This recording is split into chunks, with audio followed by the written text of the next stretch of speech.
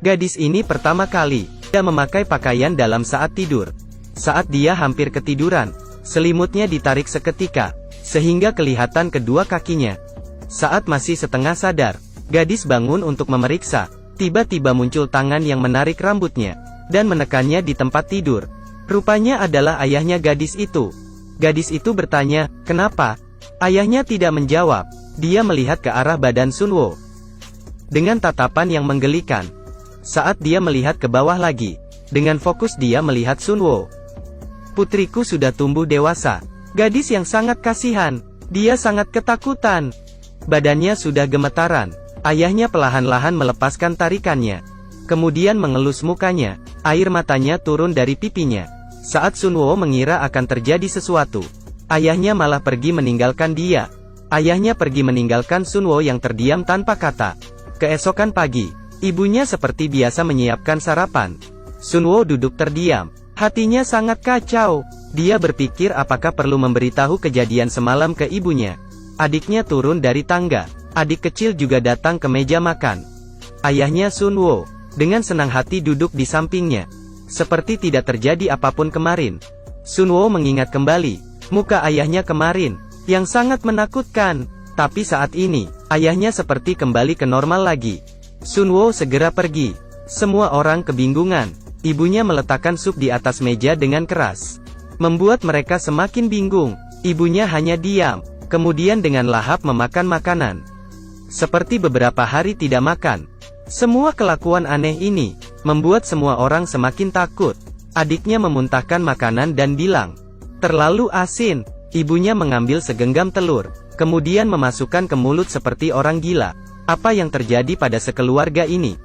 Setelah pindah masuk ke rumah ini, sekeluarga ini semakin aneh. Di dalam halaman rumah, seorang tetangga yang membuat patung aneh. Pagi hari, tiba-tiba muncul hewan yang tak berkulit. Yang paling aneh adalah ayahnya yang berkeliaran tengah malam. Ibunya semakin aneh.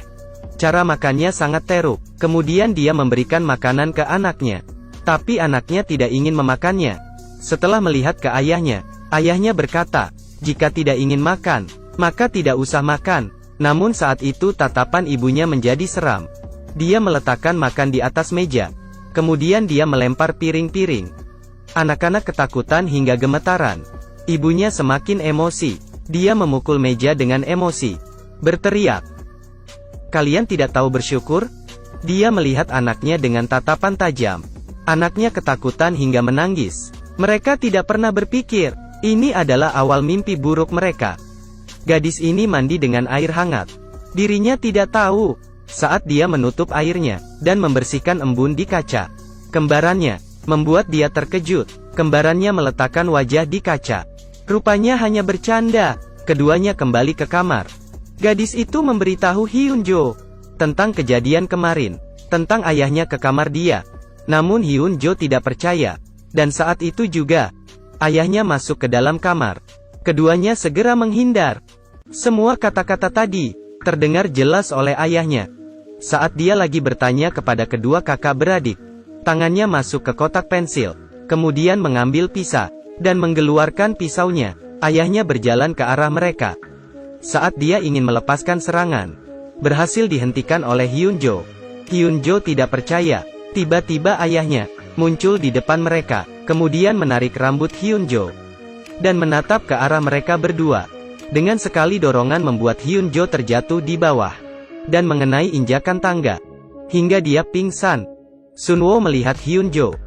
Dia langsung membalikan badan, dan melihat ke arah ayahnya, dengan merangkak, lalu mulai berlari. Sambil berlari dia berbalik kembali untuk melihat.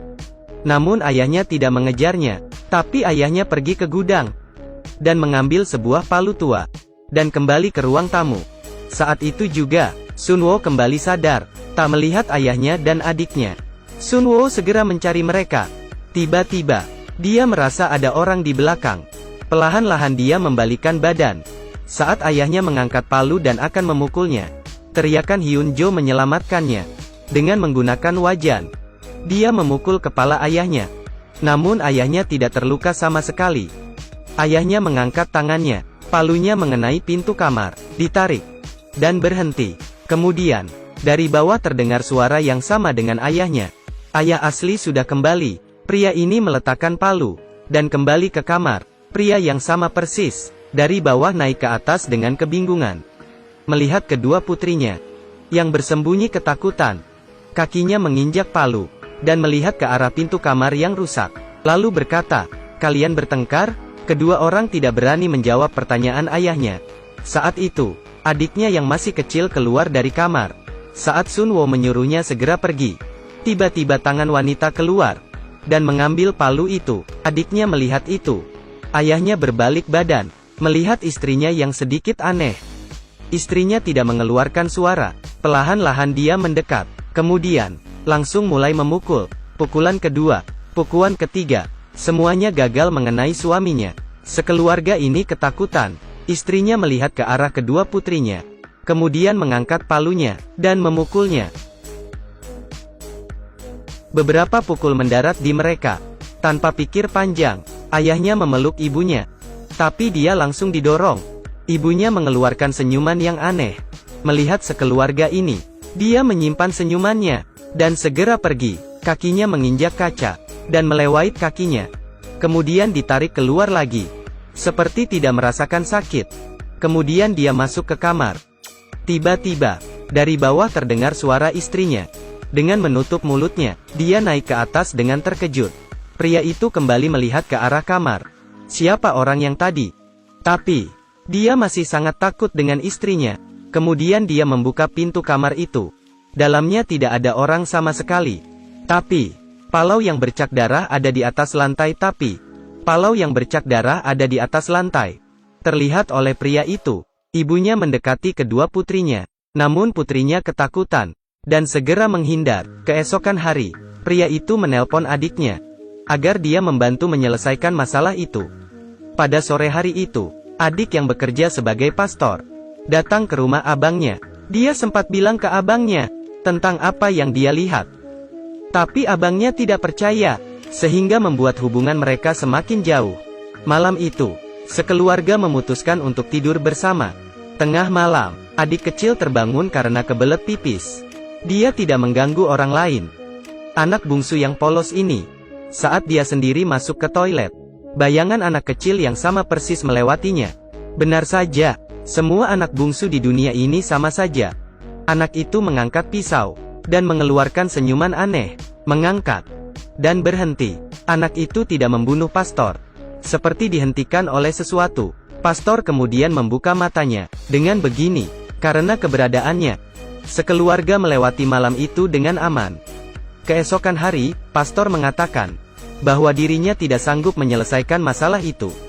Dia menelpon ketua pastor. Semua orang segera membahas kejadian yang terjadi pada keluarga itu. Mereka merencanakan penangkapan roh. Ketua pastor ini sangat hebat. Pengikutnya sangat banyak. Siang itu ketua pastor langsung menghampiri mereka. Tapi, saat di jalan, seekor burung gagak menabrak mobil yang berjalan dengan cepat. Kaca mobil hampir pecah.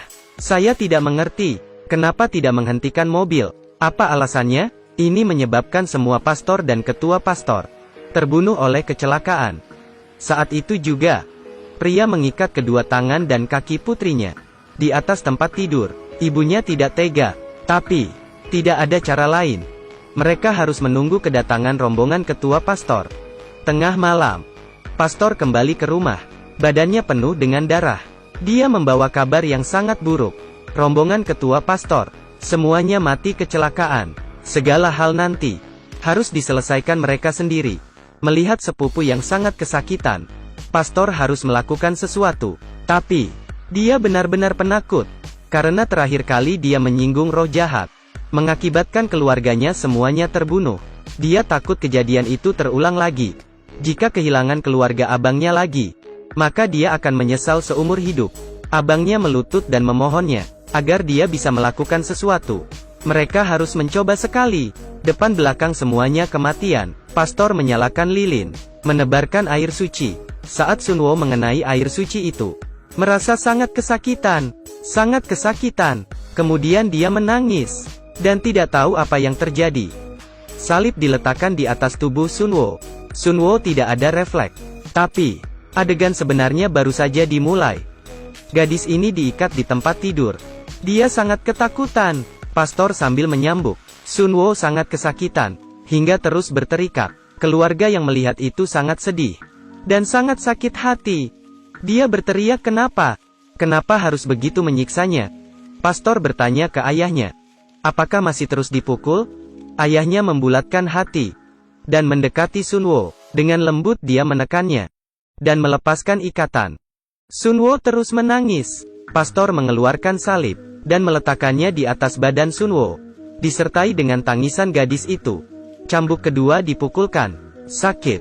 Cambuk ketiga dipukulkan. Masih sangat sakit. Cambuk keempat membuatnya hampir mati.